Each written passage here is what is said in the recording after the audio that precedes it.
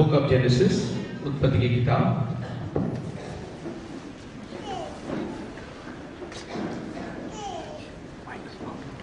पहले अध्याय,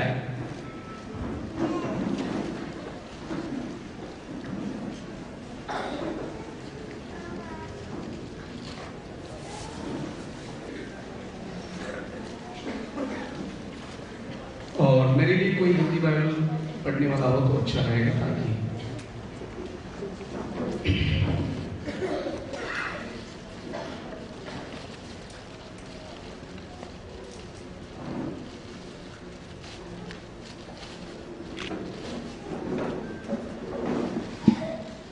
वर्ष।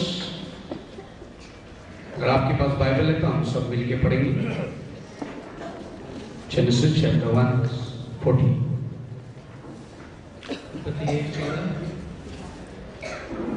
फिर परमेश्वर ने कहा, दिन को रात से अलग करने के लिए आकाश के अंतर में किया हूं, और वह चिन्हों और निमित्तों और दिनों और वर्षों के कारण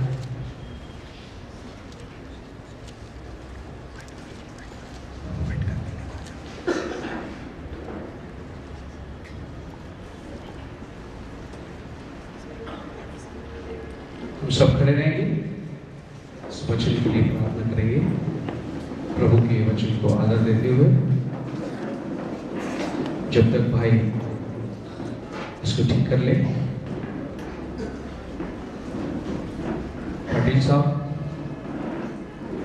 पाटिल साहब अंदर है? अच्छा। का मकसद तू है, मेरे जीने का कारण तू है, मेरा जीवन का मकसद तो है, मेरे जीने का कारण तो है। मैं जीऊं या मरूं वो तेरे लिए, तू मेरा प्रभु,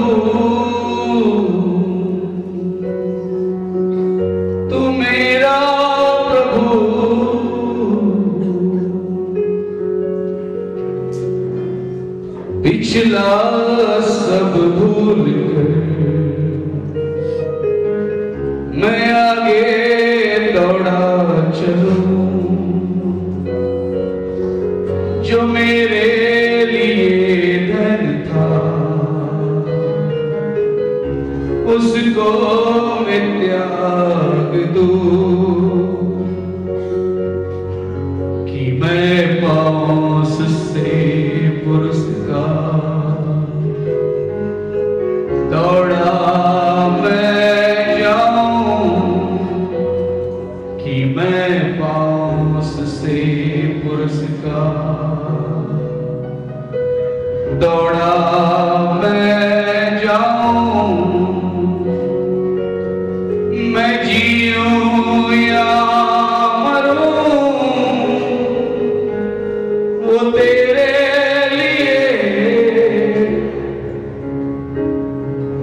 तू मेरा प्रभु,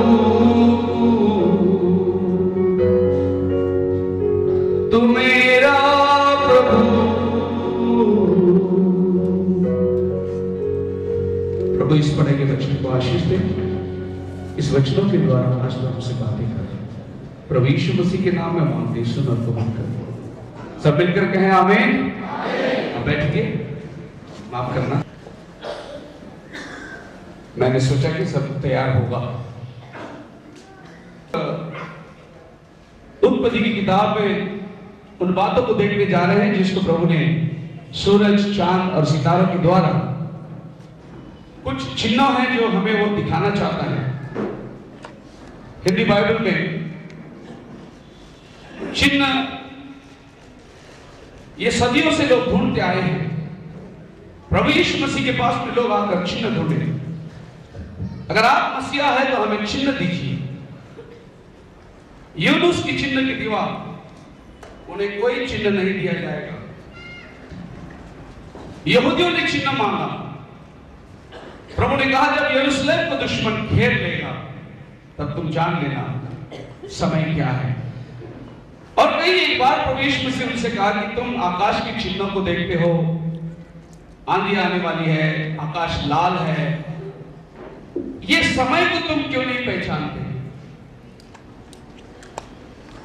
हाय यरूशलेम, जिस पर यीशु तरस खाया और रोया, कहा कि तू अगर ये समय को पहचानती तो तेरे लिए भला होता, पर अब तेरे आंखों से वो छिपा दिया गया है।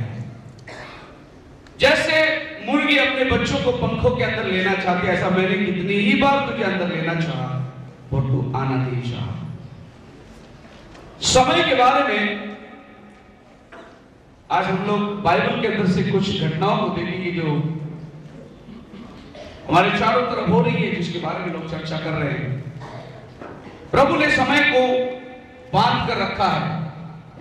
हम जानते हैं कि जब आदम की सृष्टि हुई थी उस समय समय नहीं था, आदम को उम्र नहीं था, वो अनंतकालिक था। प्रभु ने कहा जिस दिन तू फल खाएगा उस दिन तो मरेगा। अगर वो फल ना खाता तो मरता नहीं, यानी उसके पास समय नहीं थी।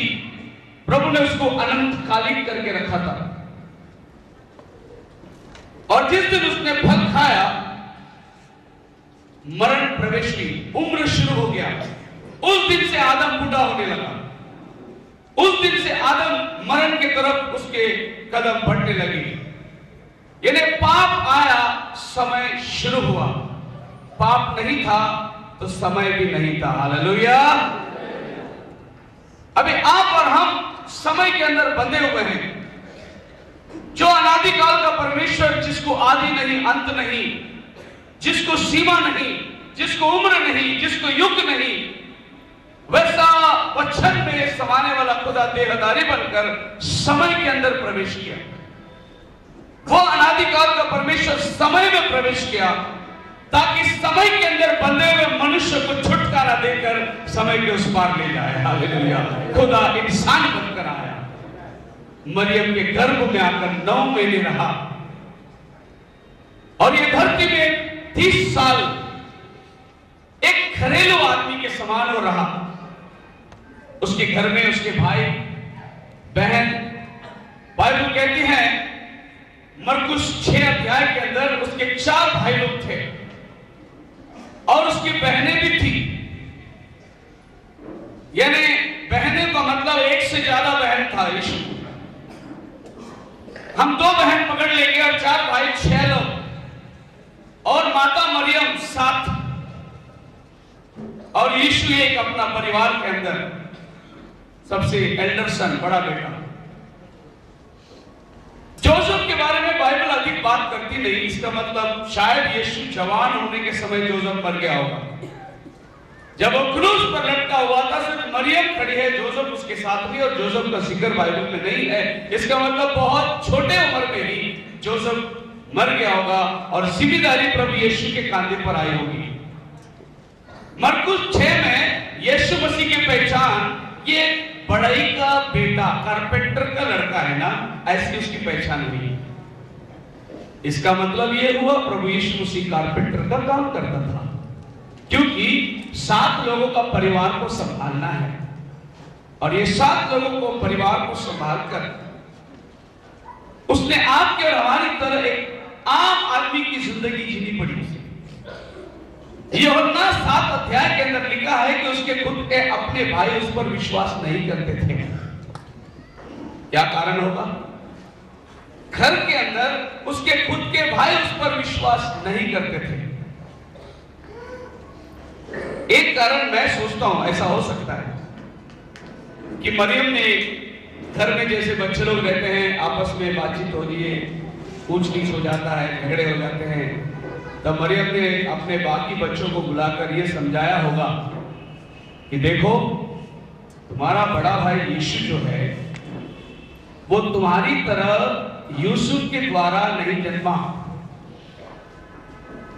जब मैं कुंवारी थी, मेरी मंगनी हुई थी, उस समय गब्रियल देवदूत के द्वारा यह संदेश मिला, पवित्र आत्मा से मैं गर्भवती हुई और यीशु का जन्म हुआ जो तुम्हारा बड़ा भाई है। यानी तुम्हारी तरह उसका जन्म नहीं है। तुम्हारा जन्म यूसुफ के और मेरी शादी होने के बाद हुई, इसीलिए अपने भाई से तुम संभालो, वो एक विशेष जन लेके आया है। उन्होंने कह रही है क्या मम्मी क्या कहानी सुना रही है तो हमको, ऐसा कोई हो सकता है कुंवारी गर्भवती होगी, क्या पता हमें सुना रही है। शायद इसके लिए हो सकता है कि उसके घर के अंदर ही वो लोग उस पर विश्वास नहीं करते थे, फिर भी यीशु 30 साल तक एक शब्द भी नहीं कहा, उन सारी बातों को सहन करके जिस दिन बपतिस्मा हुआ, हालेलुया, उस दिन वो अपना काम करने के लिए चला गया और कहा कि आप जो जिम्मेदारी के लिए उम्र में छोटे रहे होंगे, क्योंकि एक गुरु जब शिष्य को चुनता है तो उससे उम्र छोटा चुनता है। इसका मतलब जब जीसस अगर 30 के आसपास था तो डिसाइपल्स लोग लगभग 28, 29, 30 इसी के अंदर रहेंगे। मतलब एक यंग जनरेशन को यीशु ने चुना, बहुत बड़ी जिम्मेदारी एक यंग जनरेशन के कांधों पर प्रभु ने रखा, हालेलुया।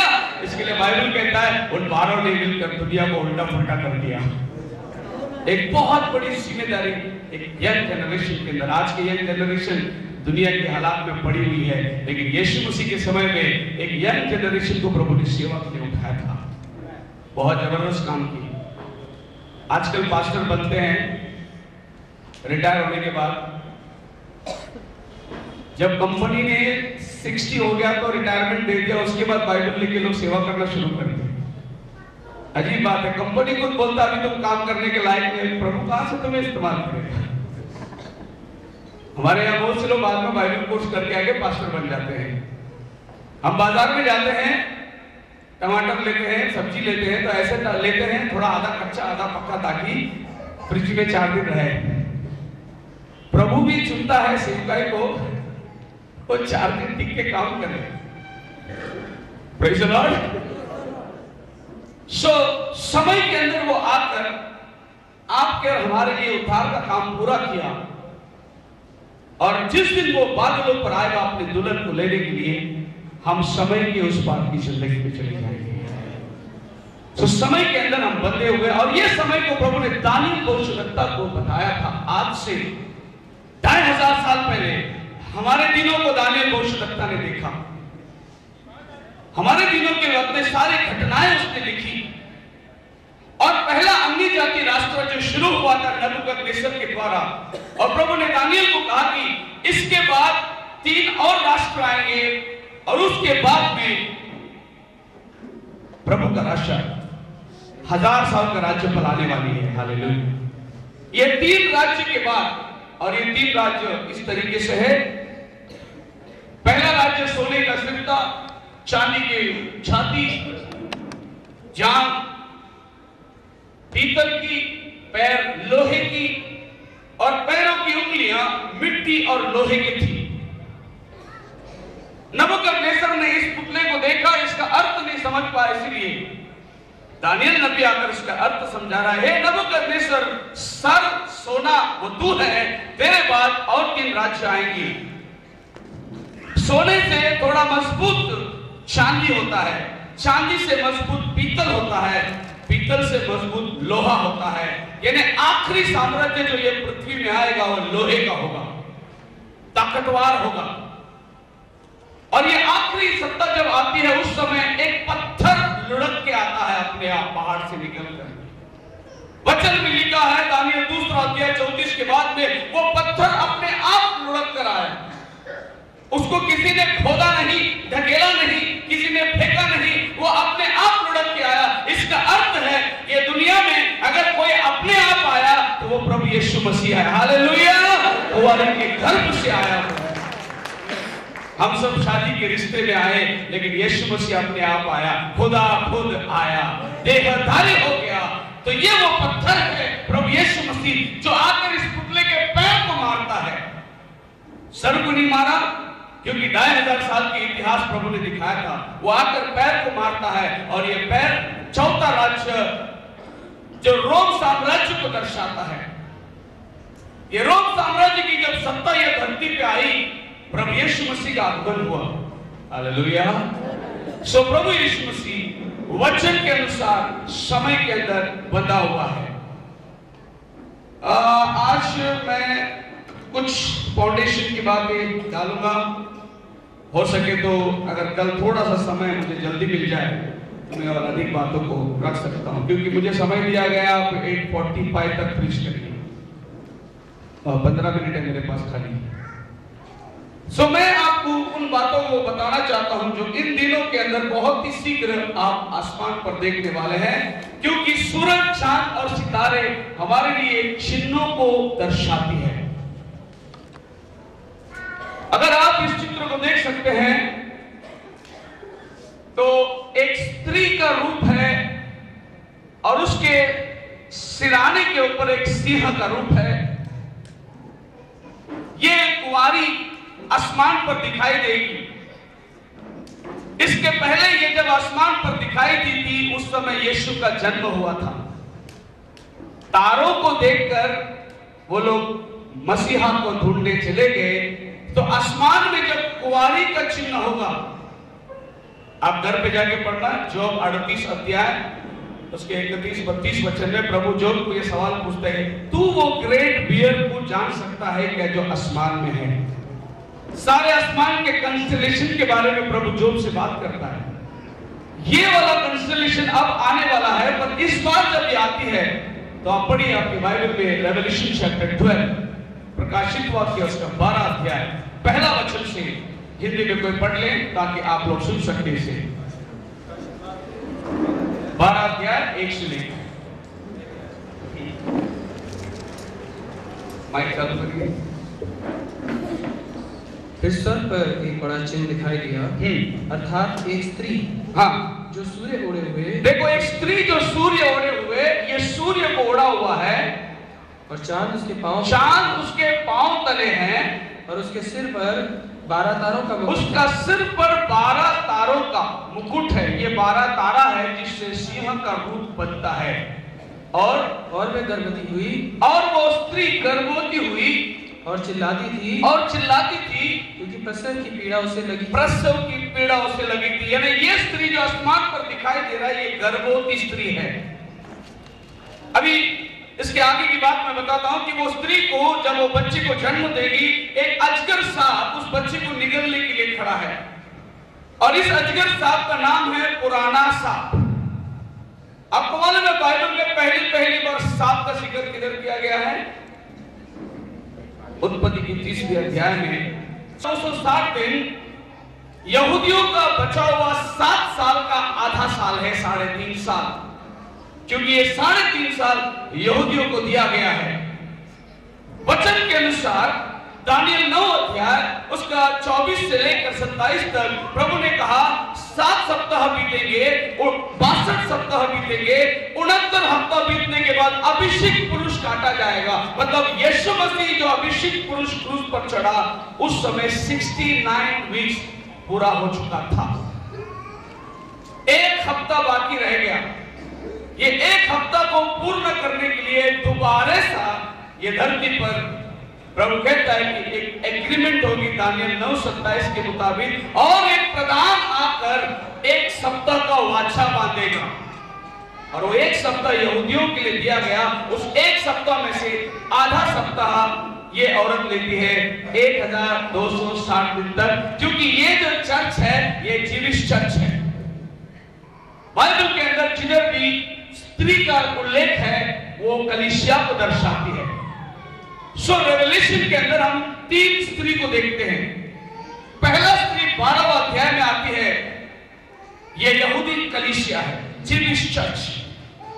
दूसरा औरत रेवलेशन चैप्टर 17 में आती है 5 वचन में, उसका नाम है भेद बड़ा बाबुल अर्थात वेश्याओं की माता। ये औरत 7 पहाड़ों पर बैठी है, वो जानवर को 7 सिर है जिसको 7 पहाड़ है, और बहुत से पानियों के ऊपर ये जानवर बैठा है। पानी मतलब भीड़, जाति, भाषा, लोग। रेवलेशन चैप्टर 17 वर्स 15 में लिखा है पानी का अर्थ है भीड़, जाति, भाषा, लोग। यानी ये औरत जिस जाति पर बैठेगी, दुनिया का हर कौम, हर कोने कोने में ये औरत का अपना सत्ता होगा। ऐसी एक औरत ये दुनियावी कलीसिया है। Praise the Lord. 12वां अध्याय में यहूदी कलीसिया है, 17वां अध्याय में दुनियावी कलीसिया है। और 19वां अध्याय उसका 7 वचन में लिखा है, ओ आनंदित हो जाओ, धन्य है जो मेमने के ब्याह में बुलाया गया है, उसकी पत्नी ने अपने आप को तैयार कर लिया है। ये अन्य जाति कलीसिया है जो यहाँ आप और हम बैठे हैं, उद्धार पाए हुए लोग हैं। हालेलुया। सो 3 औरत का जिक्र प्रकाशित वाक्य की किताब में है, उसमें से ये औरत 12वां अध्याय में आती है। इसका मतलब यहूदियों का काम, ये औरत आसमान में दिखाई दिया शुरू होता है। जैसे पूर्व में तारा देखा, मसीहा को ढूंढने आए। हेरोद ने पूछा, तारा कब देखे तुमने? उन्होंने बताया, लगभग हम लोग जब तारा देखकर निकले थे तो 2 साल हो गए। इसीलिए जब ये मागी लोग दोबारा आए नहीं हेरोद के पास, तो हेरोद राजा ने कहा 2 साल के नीचे जितने बच्चे हैं उनका कत्ल करो, क्योंकि अगर इन्होंने तारा देखा उस समय अगर राजा पैदा हुआ है तो आज वो राजा की उम्र क्या होगी? सो 2 साल के नीचे जितने बच्चे हैं सबको कत्ल करो, क्योंकि वो तारा के ठीक 2 साल मसीह में। मेरे प्रिय लोगों, ध्यान दीजिए, जब मागी लोग यीशु को मिलने आए थे, आजकल हम अपने चर्चों के बाहर क्रिसमस को जो गाय का कोठा बनाते हैं और मरियम के हाथ में बालक है और वो मागी लोग उसको प्रणाम कर रहे हैं, ये जो चित्र है ये सरासर गलत है। क्योंकि मागी लोग जब यीशु को मिलने आए थे तब यीशु 2 साल का लड़का था।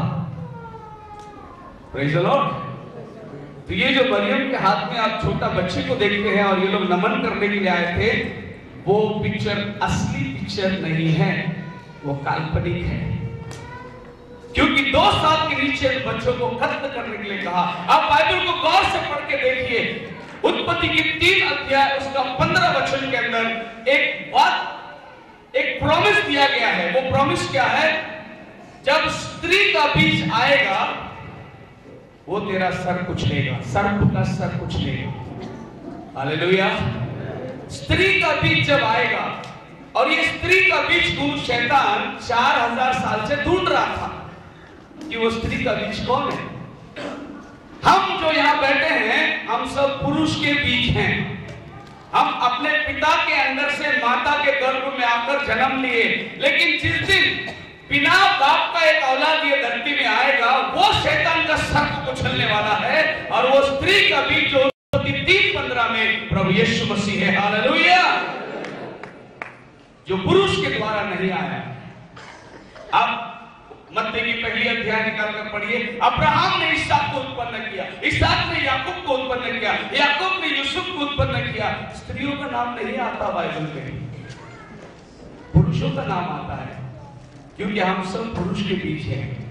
लेकिन जब मत्ती 1:18 में जब आप आते हैं, ऐसा लिखा है, और यीशु का जन्म इस प्रकार हुआ कि मरियम का और यूसुफ का मंगनी ही हुआ था, पवित्र आत्मा से मरियम गर्भवती ठहरी। अब आया स्त्री का बीज। इतना साल आ रहा था पुरुष का बीज, अब आया स्त्री का बीज। और ये स्त्री के बीज को परखने के लिए शैतान भी उलझन में पड़ा था। इसीलिए जब यीशु मसीह 40 दिन के उपवास में था, अंत में उसे भूख लगी, परखने वाला उसके पास आया। ये क्या परखने आया मालूम है? ये वही तो नहीं स्त्री का बीज जो मेरा सर कुचलने को आने वाला है। इसीलिए उसका परख ऐसा था, यदि तू परमेश्वर का पुत्र है तो इस पत्थर को रोटी बना। यदि तू है तो बना, नहीं है तो छोड़ दे। अगर है तो जरा बना के दिखा। प्रभु यीशु मसीह ने कहा, मनुष्य केवल रोटी से नहीं परमेश्वर के मुख से निकला हुआ हर एक वचन सीखिएगा। हालेलुया। शैतान वचन को लेकर आया लड़ने के लिए, यीशु वचन का दुभाग बताकर उस लड़ाई को जीतता है। शैतान हमेशा पढ़ने के एक बाजू बताएगा, आपको याद रखना, वो भी बाइबल ही प्रीचिंग करता है। वो कोई और किताब से आपसे बात नहीं करेगा, वो आपके पास आकर बाइबल से ही बात करेगा, लेकिन एक भाग बताएगा। लिखा है यहां से नीचे कूद, फरिश्ता के तुझे उठा लेंगे, लिखा है। वो भी बाइबल पढ़ के बता रहा है, लिखा है। यीशु कहता है ऐसा भी लिखा है तो अपने परमेश्वर की परीक्षा मत कर। वो उस वाले पन्ने को पढ़ रहा है, यीशु इस वाले पन्ने को, क्योंकि बाइबल में लिखा बिना जोड़ का वचन नहीं रहेगा। हालेलुया। हर एक वचन का आपको जोड़ मिलना चाहिए। सो यहां पर हम देखते हैं शैतान ने परखते पता चला कि ये वायदे के लोग जो 400 साल की गुलामी में बैठे हैं, छुटकारा देने वाला आने वाला है और छुटकारा देने वाला इनको उठा के ले जाएगा। इसीलिए उसने पारों के अंदर घुसकर ऐसा कानून निकाला कि जब भी यहूदी औरत जन्म देगी, लड़के को मार डालो, लड़की है तो छोड़ दो, क्योंकि उसको वो बीज की तलाश थी। इसीलिए उसने पारों के अंदर घुसकर 2 साल के नीचे जितने बच्चे एकत्र कर दिए, जन्म देते ही लड़का हो तो मार डालो, उसको रखो मत। और प्रभु ने उस समय मूसा का एक छुटकारा देने वाला करके भेजा। 3 महीने तक मां ने संभाली उसको। 3 महीने के बाद मां डर गई, आप नहीं संभाल सकती। हालेलुया। क्योंकि अब बच्चे की रोने की आवाज आएगी, बच्चा अगर बाहर निकल जाएगा, पता चलेगा तो ये भी कटेंगे, हम भी कटेंगे। इसलिए मूसा की मां, वो बाइबल पढ़ने वाली एक औरत थी, उसने सोचा कि अगर बचाव का एक रास्ता है तो खुदावन ने नूह के दिनों में एक बोर्ड बनाया था जिससे बचाव होता है। इसलिए मूसा के मां ने भी एक बोर्ड बनाया जिससे मूसा की बचाव, और उस बोट को लेकर पानी में मूसा को करके छोड़ दिया। मूसा को लेकर प्रभु ने, पारो की बेटी उसी समय नहाने को आई। वो बाइबल की बातें बड़ा अनोखा लगता है कि वो आता है, ये भी आता है, कोई इंसिडेंट नहीं होता है, सब कुछ प्लान किया हुआ है और प्लान के मुताबिक चलता है। और आज भी कुछ भी चीज कोई इंसिडेंट नहीं होगा, सब कुछ प्लान किया हुआ है। हालेलुया। आज की मीटिंग भी प्लान्ड है, कोई इंसिडेंट नहीं है, गुड लक नहीं है, बाई चांस नहीं है। आज की मीटिंग भी it's a plan of God. आज आप जिस कुर्सी पे बैठे हैं, ये कुर्सी आपके लिए रखी हुई है, वरना दुनिया में ये कुर्सी में बैठने आपसे अच्छे लोग बहुत है, लेकिन क्या करें, सौभाग्य हमारा है, खुदा ने हमें चुना है। आज यहाँ खड़ा रहने के लिए मुझसे अच्छे बहुत प्रचारक लोग इस शहर में, सौभाग्य मेरा है कि प्रभु ने आज मुझे यहाँ खड़ा किया है। ये जगह आज मेरा है, वो जगह आज आपका है। ये सारी योजना के अंदर बंधी हुई है क्योंकि प्रभु ने सब कुछ आसमान में लिख के रखा है। हालेलुया। आप मेरे साथ हैं? बाइबल कहती है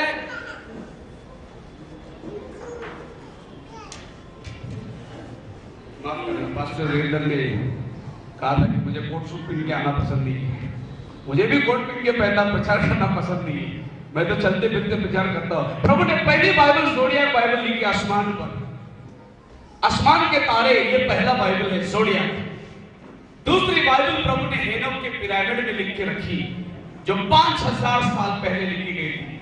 हेनोक के पिरामिड में आपको पूरा गॉस्पेल मिलेगा। तीसरी बाइबल जो खुदा ने आपको और हमको दिया, that is the written Bible, जो आपके हाथों में है, लिखी किताब। और चौथा बाइबल, ये लिखित हुई वचन जिसके अंदर जीता है, he is the living Bible. Praise the Lord. आज समझ आ रही है आपकी? पौलुस ने कहा तुम मेरे जीती पत्री हो। We are the living Bible, this is the written Bible, that's the stone in the Bible 5000 years before, and one more Bible is that's the heavenly Bible, zodiac sign। ये आसमान की सारी बातें प्रभु ने इसलिए बनाए, जेनेसिस 1 में लिखा 14 में, ये तुम्हें चिन्ह बताएगी, समयों को बताएगा, कालों को बताएगा। इसीलिए प्रभु ने इस क्रिएशन को करके रखा है। तो आज भी वो चिन्ह देना चाहिए, उसी के चिन्ह के मुताबिक धरती में जो कुछ घटनाएं होती है वो होती रहेगी। कुछ घटनाओं को मैं आपके सामने लाना चाहता हूं, और ये घटनाएं ऐसी है। 6 days war, जब ये औरत आसमान पर आएगी, प्रभु यहूदियों की तरफ में मुड़ता है, अन्य जातियों का दरवाजा बंद होता है, आपका और मेरा उद्धार का समय खत्म होती है और यहूदियों का समय शुरू होता है। क्यों? क्योंकि पहली बार जब प्रभु आया था इस धरती पर, यहूदियों ने उसको ठुकराया और हम अन्य जातियों को मिल गए। वो अंधे किए गए ताकि हम अंधों की आंखें खुल जाए। Praise the Lord. वो अंधे कर दिए गए ताकि हम अंधों की आंखें खुल जाए। ये मैं रोमियों की किताब उसका 11 अध्याय 7 वचन में लिखा है, वो इसलिए नहीं ठोकर खाए कि गिर पड़े, परंतु उनके ठोकर खाने से 2000 साल पहले प्रभु उनके जातियों के पास आया। अब ये समय खत्म करके प्रभु दोबारा उनके पास जा रहा है। उनके पास जाने के पहले आसमान में वो एक चिन्ह दिखाएगा, और ये चिन्ह आसमान पे आने वाली है। इसका तारीख है 23 सितंबर 2017। ये नासा का प्रेडिक्शन है। सारी दुनिया नासा की बातों को मानती है कि जो कुछ वो कहते हैं आसमान पे, और ये नासा का प्रेडिक्ट है 23 सितंबर 2017 के अंदर ये आसमान में चिन्ह आएगा, और ये चिन्ह यहूदी का चर्च को दर्शाता है कि ये चिन्ह आने के बाद प्रभु यहूदियों के साथ व्यवहार करने के लिए जाता है, उनके आंखें को खोलता है, यानी अन्य जाति की आंखें बंद होने लगी। इसलिए अब हमारे देश में चर्च से ये तोड़ी जा रही है, मारे जा रहे हैं, ननस्टेप किए जा रहे हैं, पादरियों को मारा जा रहा है। इसका कारण अब यहाँ उद्धार का समय खत्म हो रहा है, लोग अंधे बनते जा रहे हैं और प्रभु यहूदियों का आंखें खोलने लगा है और उनका चिन्ह आसमान पर दिखाई दे रहा है। अब 2017 इस तारीख को याद रखिए, 2017। आज की तारीख क्या है? 27 2000 मतलब 2017 के लिए कितने साल बाकी है? 4 साल। इसकी शादी की थी प्लानिंग कर रहे हो तो जल्दी कर लो, 3 साल पड़ा हुआ। उद्धार जब बदल जाएगी तो कयामत यहाँ आमद आने वाली है। ये 2017 को नासा प्रेडिक्ट करता है कि आसमान पर ये तारा दिखाई देगी, और 2017 के दरमियान इजराइल के साथ क्या क्या घटनाएं होने वाली है, थोड़ी सी बातों में मैं आपके सामने कुछ बातें रखता हूं। 6 डेज वॉर जो 1967 के अंदर इजराइल ने जीता था, इस समय के अंदर 49 इयर्स की एक जुबली, और एक जुबली वो लोग जब मनाएंगे 67 के वॉर से लेकर जो उनको जेरूसलम मिली थी, 1948 में इजराइल को राष्ट्र मिला, 1967 में उनको होली सिटी जेरूसलम मिली, लेकिन टेंपल माउंट नहीं मिला। टेंपल माउंट अभी भी पैलेस्टीनियन के हाथ में है, मुस्लिम लोग उस पर कंट्रोल कर रहे हैं। सो अभी इजरायली इंतजार कर रहे हैं कि वो माउंट टेंपल मिल जाए, और ये माउंट टेंपल वो लोग उस जुबली को मनाएंगे, और ये जुबली जब इजराइल मनाएंगे तो उनका पवित्र स्थान उनके हाथ में मिलने वाला है। Praise the Lord. और ये 2017, इन्हें 16 को 49 डेज होती है, और 2017 को इजराइल जुबली मनाने वाली है। जुबली का मतलब पता है? आजादी का ऐलान होगा। लेवी किताब के अंदर 25वां अध्याय में आपको जुबली के बारे में सब कुछ लिखा है। जुबली ऐसा होता है, एक आदमी जब बोझा लेके चल रहा है, उसका स्वामी उसको आगे आगे नहीं चल रहा है, और अचानक जुबली की दूरी बच गई, तो ये नौकर अपने बोझे को फेंक देगा और ये कहेगा मैं घर जा रहा हूं। तब स्वामी कहेगा जी ये बोझा को घर तक पहुंचा, तो नौकर कहेगा सुना नहीं जुबली का दूरी, मैं आजाद हूं। हालेलुया।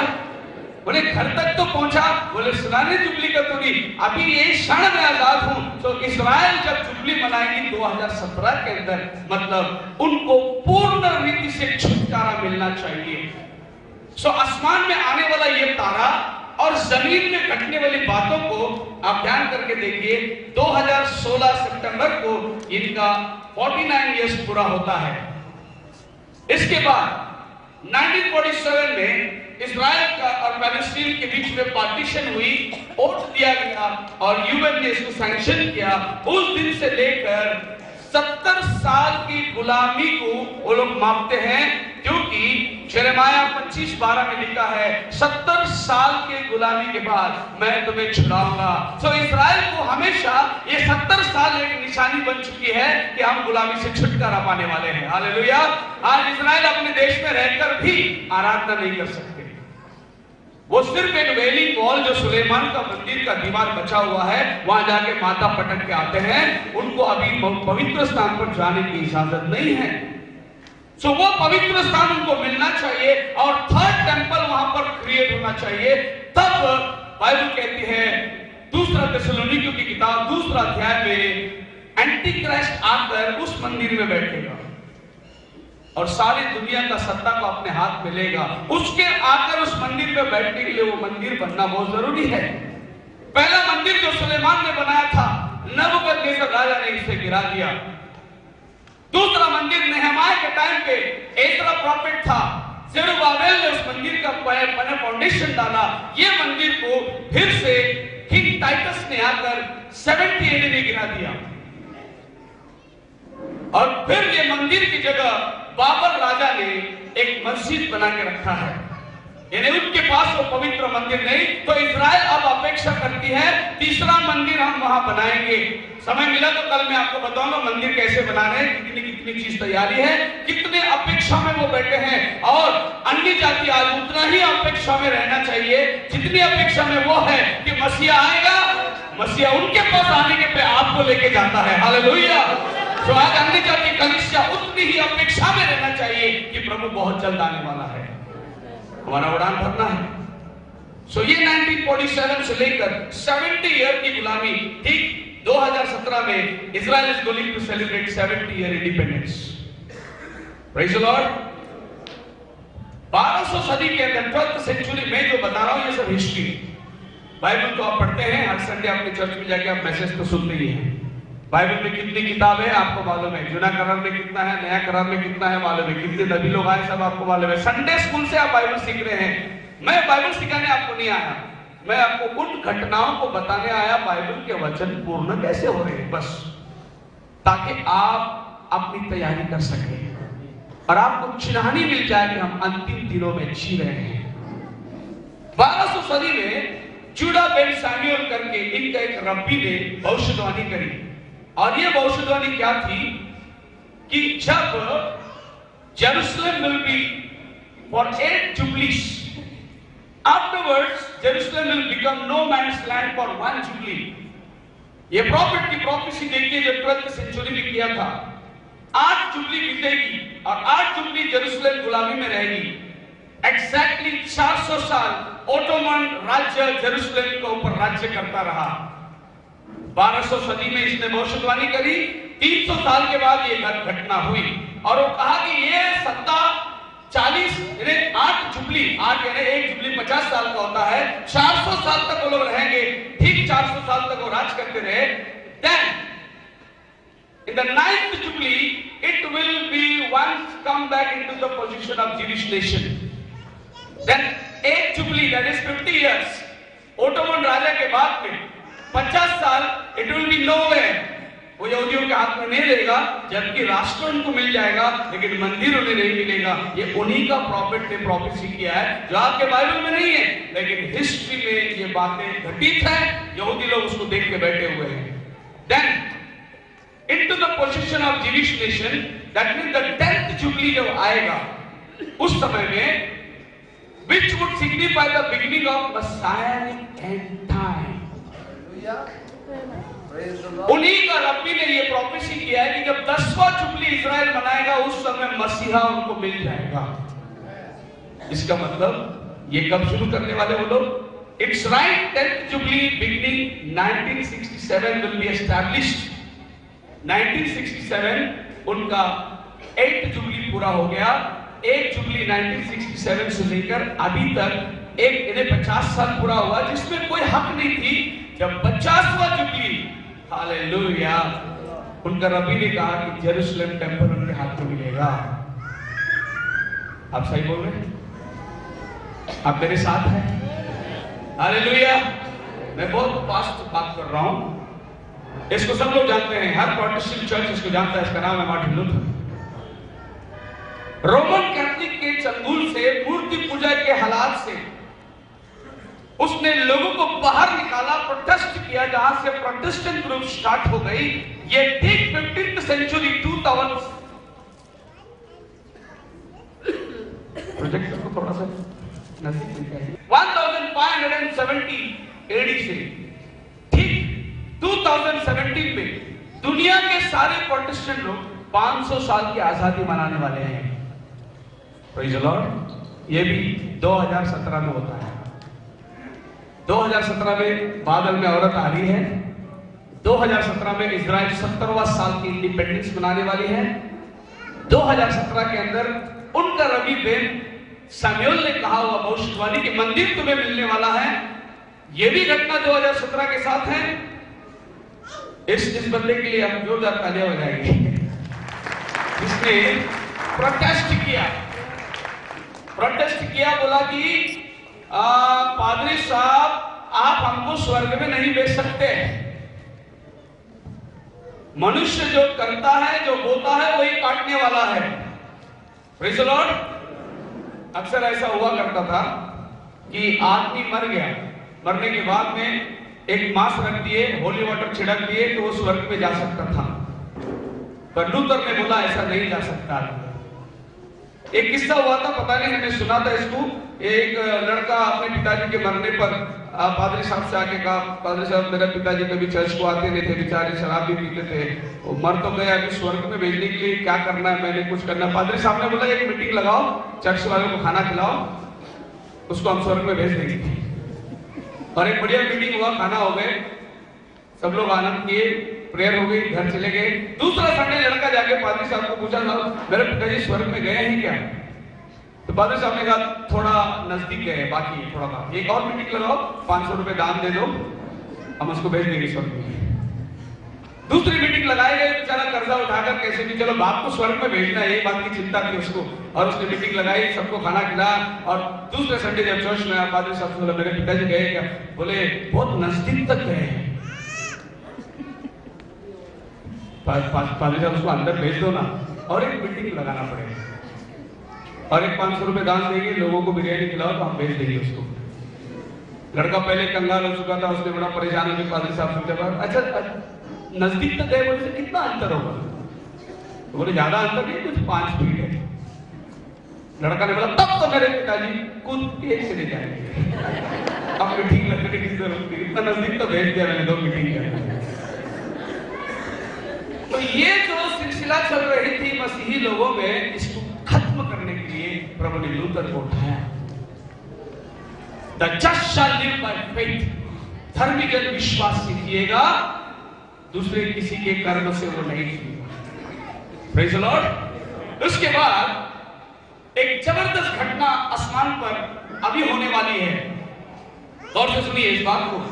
जुपिटर जो प्लैनेट किंग कहा जाता है, जुपिटर, और ये हमारा अर्थ है मार्स, ये 9 प्लैनेट के अंदर जुपिटर को द किंग प्लैनेट बोलते हैं। तो अब नासा का प्रेडिक्शन है 20 नवंबर को 2016 को ये जुपिटर विर्गो में से प्रवेश करता है। यह है विर्गो, जो औरत को हमने पहले देखे थे, उसके गर्भ में से प्रवेश करता है, और 9 सितंबर 2017 को वो विर्गो में से बाहर निकलता है। ये एक बहुत बड़ा इंसिडेंट आसमान में होने वाला है, ये भी 2017 को होने वाला है। हालेलुया। इस घटना को देखकर आपको क्या पता है? द किंग प्लैनेट, प्रभु यीशु मसीह जो राजाओं का राजा है, जो कन्या के अंदर से होकर पहली बार ये धरती में आया था। Praise the Lord. फिर से क्या प्रभु यीशु मसीह फिर से जन्म लेगा? जन्म नहीं लेगा, लेकिन फिर से वो मेमना बनता है। कैसे? प्रकटीकरण 14 अध्याय में 1,44,000 के साथ वो मेमना बनकर पहाड़ पर खड़ा है, सिय्योन पर्वत पर। हालेलुया। वो क्रूस पर चढ़ेगा नहीं, लेकिन यहूदियों को वो बलिदान स्मरण दिलाने के लिए वो दोबारा से मेमना बनकर सिय्योन पर्वत पर उतरता है, और अपने आप को यहूदियों पर उस समय मूसा और एलिया आकर 1260 दिन तक प्रकटीकरण 11वां अध्याय के अंदर प्रचार करते हैं, उनकी आंखें खोलते हैं। यही वो तुम्हारा मसीह है जो जंगल में मैंने सर्प को लटकाया था काट पर, जिसको देखकर तुम बच सकते थे, आज इसे तुम देखोगे तो बच जाओगे। तब 1,44,000 जो 12 गोत्रों में से 12,000 निकाले गए विश्वास करते हैं और मेमने के साथ सिय्योन पर्वत पर खड़े हैं। इसका मतलब ये हुआ दोबारा से जुपिटर राजा गर्भ के अंदर से प्रवेश करके ठीक 41 हफ्ता वो अंदर रहता है। कितना हफ्ता? उतना टाइम जितना एक औरत के पेट में बच्चा रहता है। 9 महीने ये जुपिटर विर्गो के अंदर रहकर बाहर निकलता है। प्रभु लॉ को बनाने वाला है, वो लॉ का पालन करता है, वो लॉ को तोड़ता नहीं। देखो हमारा पास कोई ऐसा ईश्वर नहीं जो धरती से निकल के आ गया या वायु से पकड़ के जन्म दे दिया, नहीं। हमारा खुदा ने व्यवस्था बनाया, वैसे व्यवस्था के अनुसार वो 9 महीने मरियम के गर्भ में आया। व्यवस्था को बनाने वाला जिस औरत हव्वा ने, हमारी आदि माता ने वचन को तोड़कर पाप को जगत में लेकर आया, उसी एक औरत को लेकर प्रभु यीशु मसीह ने मरियम के द्वारा उद्धार को लेकर आया। औरत के द्वारा गिरावट आई, औरत के ही द्वारा उद्धार को भी लेकर आया। नियम को पालन करने वाला, नियम को पूर्ण करने वाला वो हमारा प्रभु यीशु मसीह है। उसने व्यवस्था बनाया, व्यवस्था के अनुसार चलेगा। तो ये जुपिटर ठीक 2016 को अंदर जाता है गर्भ के अंदर, 2017 को ये गर्भ से बाहर निकलता है। इसका चिन्हानी है यीशु मसीह दोबारा से मेमना बनकर सिय्योन पर्वत पर खड़ा रहेगा, ऐसा मेरा बाइबल कहता है। इसका मतलब दोबारा से वो गर्भ में प्रवेश करके आता है। हालेलुया। आप मेरे साथ हैं? मैं ये एक एक चीज के ऊपर कम से कम 15-20 मिनट बात कर सकता था, मगर आज समय उतना नहीं है, इसके लिए 2 चिन्ह लास्ट का मैं बता के खत्म करूंगा। नासा का प्रेडिक्शन है 2014 के अंदर अगस्त, अप्रैल और अक्टूबर महीने में चांद 4 बार लाल होता है। Lunar eclipse, solar eclipse. इसमें एक बार निसान महीने में 2015 को सूर्य ग्रहण आता है। जब भी आसमान पर सूरज के अंदर परिवर्तन होगा तो धरती में परिवर्तन होगा, और चंद्रमा के अंदर कुछ परिवर्तन होगा तो कलीसिया के साथ परिवर्तन होगा। ये 2 चिन्ह याद रखना। इसके लिए मैंने जेनेसिस 1:14 पहला पढ़ के सुनाया। आसमान के तारे चिन्हों के लिए बनाए गए हैं और वो हमारे चिन्ह को दर्शाएंगे। तो ये नासा का प्रेडिक्शन है। और एक चारों बार जब मून लाल होता है, एग्जैक्टली वो यहूदियों के पर्व को, पहला बार जब लाल होता है तो पासोवर को होता है, दूसरी बार जब लाल होता है सुक्कोत को होता है, तीसरी बार जब लाल होता है फिर पासोवर और सुक्कोत, और अदार जो इस्राएल का पहला महीना है उसमें सूरज लाल हो रहा है। मतलब ये भी चंद्रमा इस्राएल के त्योहार के दिन ही हो रहा है। तो ये कुछ तो भी बड़ी घटनाओं को लाने वाली है। आप जो साइंस को देखते हैं, इंटरनेट में बैठते हैं, बार ये सब इंटरनेट में है, आप देख सकते हैं, वहां पर ऐसा लिखा हुआ है कि अब सूरज के अंदर से एक ऐसी माइक्रोवेव निकलने वाली है जिससे सारा सोलार, आपका मोबाइल, सैटेलाइट, जितनी भी चीजें हैं ये सब फेल होने वाली है। क्षण भर के लिए आप सोचो, आपकी मोबाइल अगर बंद हो गई तो 1 घंटे के अंदर क्या हालत होगा मालूम है आपका? उसके बिना तो जीवन ही नहीं है। आज अचानक बैंक में आपको बताया कंप्यूटर लॉस हो गया, आपका जितना बैंक बैलेंस है सब गायब है, कंप्यूटर मालूम ही नहीं, कुछ बता ही नहीं रहा है, तो क्या होगा आपके साथ? पागल नहीं हो जाएंगे? आपस में एक को मारेंगे, छीनेंगे, बाल नोचेंगे, कहां गया मेरी इतनी बैंक बैलेंस? तब ये घटना बहुत जल्दी, नासा कहती है कि एक ऐसा रेस निकलने वाला है। खैर वो रहने दीजिए, हम बाइबल की तरफ में देखेंगे। 2013 से लेकर 2015 तक जीविश हॉलीडेज, एक्लिप्स, कमेंट और शेड्यूल। तो ये नासा का प्रेडिक्शन है। एग्जैक्टली हनुक्का उस दिन कमेंट आ रहा है, उसके बाद जीविश पासओवर के अंदर मून लाल हो रहा है। ये जीविश फेस्टिवल के सभी प्रेडिक्शन नासा ने दिया है, ये तारीख को ये घटनाएं होती। पर इस घटने से आज हम क्या सीखना चाहते हैं? आज ये सीखना चाहते हैं, इसके पहले 4 बार चांद लाल हुआ था, वो था 1949 में, फर्स्ट टाइम। इसको बोलते हैं टेट्राड। टेट्राड का मतलब 4 मर्तबा एक साल के अंदर चांद जो है लूनर एक्लिप्स होता है, साल में 4 मर्तबा। तो इसके पहले जो हुई थी, और ये बाद में 2015 के बाद में भी ये घटना है। नासा कहती है अगर आप 100 साल की जिएंगे तो आपको ये घटना देखने नहीं मिलेगी, लेकिन ये घटना आपको 2015 में ही देखने को मिलेगी। हालेलुया।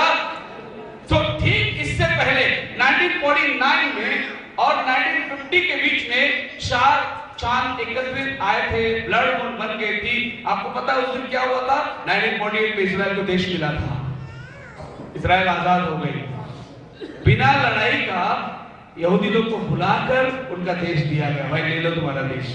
और उस दिन यहूदी लोग बड़े आनंद के साथ एयरपोर्ट में धन्यवाद कर रहे थे, क्योंकि वचन में लिखा है वो अपने लोगों को उकाब पंखों में बिठा के ले आएगा। और सब लोग एरोप्लेन से उतर रहे थे। पता नहीं था खुदा के नबी को कि वो उकाब पंख है या एरोप्लेन है, उसने बोल दिया उकाब पंख है। बड़ा पक्षी के ऊपर प्रभु ले आ गए और सब यहूदी लोग 1948 में इजराइल के अंदर आकर उकाब पक्षी के पंखों पर आकर देश आजाद हुई, उनको जमीन मिला। ये था पहली बार जब 4 टेट्रामून एक साथ आए थे। सेकेंड टाइम जब ये टेट्रामून आई थी 1967 से 1968 में, दूसरी बार आसमान पर ये चांद प्रकट हुआ और 4 ब्लड मून दिखाई दिया। और ये 67 की वॉर आप जानते हैं, इजराइल के अंदर जबरदस्त घटनाएं हुई जिसकी आज एक जीता जागता गवाही है। सोलोमन गेर्शोन सोलोमन, जो उस समय में नेवी का कमांडर था, जो आज यहूदियों का राइटिस्ट है, वो गवाही देता है उसके पैर में गोली लग गई थी और युद्ध में गिर पड़ा था और दुश्मन उनको चारों तरफ घेर लिए थे। उस समय में दुश्मन लोग अपने आप भागकर चले गए, अपने आप गिर रहे थे। तो कमांडर ने जो दुश्मन का है उसने कहा, अरे वो एक ही आदमी है, तुम मारो, भाग क्यों रहे हो? उन्होंने बोला, अरे पता नहीं सफेद कपड़े पहन के कितने लोग आकर उसके चारों तरफ खड़े हुए हैं। आज पूरी दुनिया को गेर्शन सोलोमन गवाही देता है कि 1967 का वॉर यहूदी लोगों ने नहीं जीता, खुदावन ने एंजल्स लोगों को भेजकर वो लड़ाई लड़के हमें जमीन दिया है। हालेलुया! ये उनकी प्रॉमिस है और अपने प्रॉमिस में अटल है।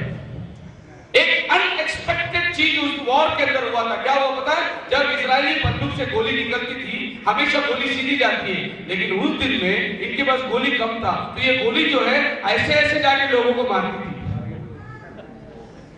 जिधर जिधर दुश्मन भागता था गोली उसके पीछे जाके मारती थी।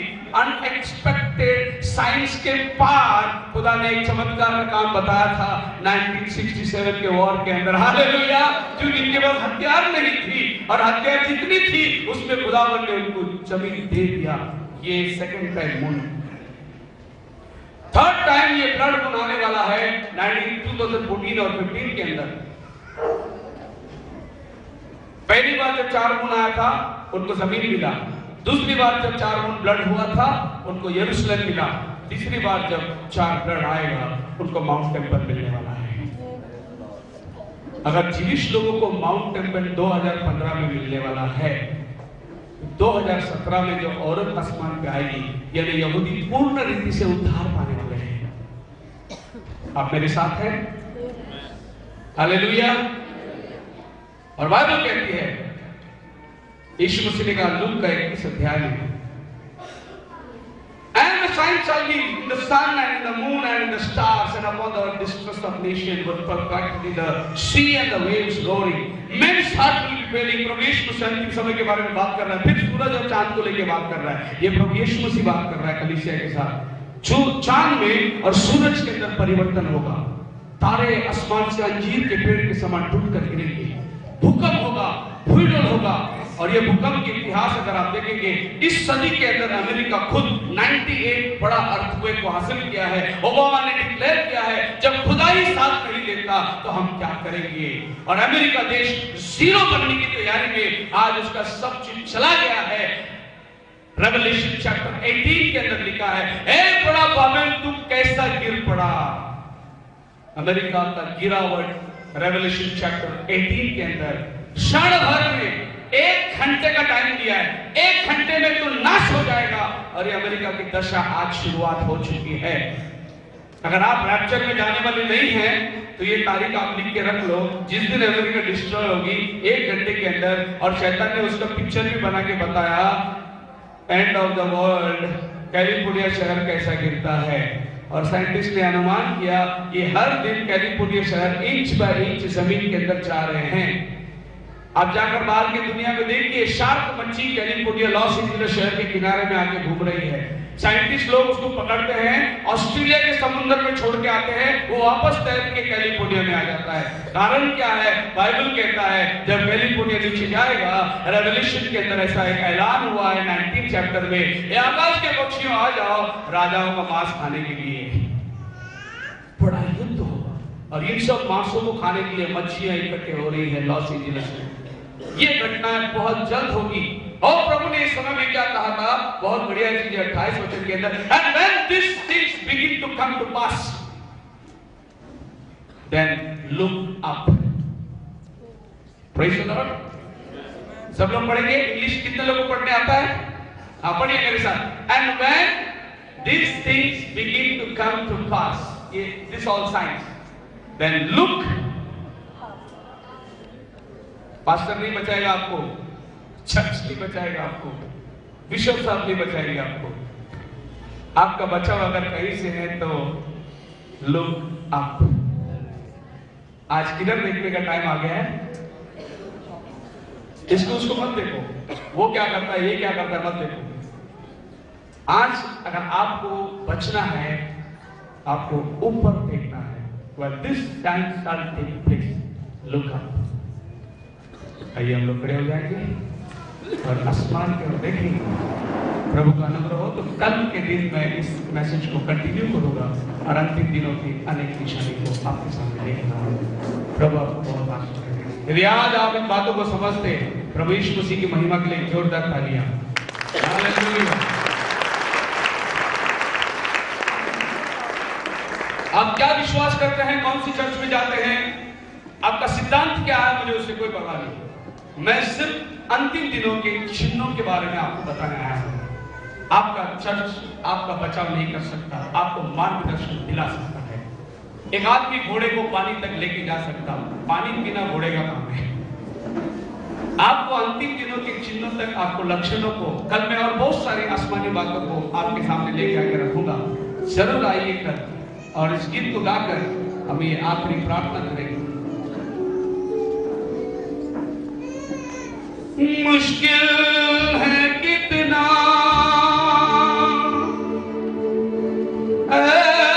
खुदा तेरी नजरों से छिपना, बेचैन कर रहे मुझको मेरे खुदा। खुद को गुनाह की लिबास में, खुद को गुनाह की लिबास में कब तक छिपाता रहेगा, ये ना कभी तू भूलना, यीशु तुझको देखता, ये ना कभी तू भूलना, यीशु तुझको देखता। जाना हकीकत को फिर भी अनजान क्यों बन रहा है, जाना हकीकत को फिर भी अनजान क्यों बन रहा है। यीशु भी अपने कलाम से इंसाफ तेरा करेगा, यीशु भी अपने कलाम से इंसाफ तेरा करेगा। जाना